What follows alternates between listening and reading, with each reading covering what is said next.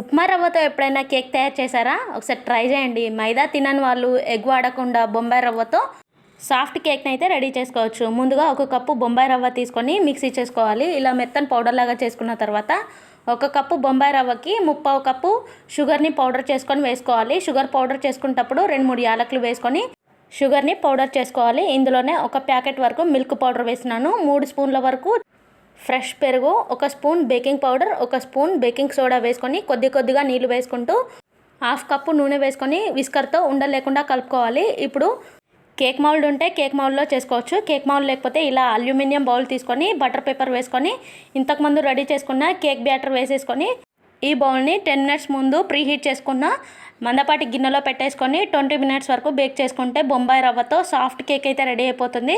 ఈ butter paper ఇంట్లో తయారు చేసింది. A4 సైజ్ పేపర్కి ఆయిల్ అప్లై చేస్తే బటర్ పేపర్ రెడీ అయిపోతుంది. కేక్ నచ్చితే లైక్ చేయండి.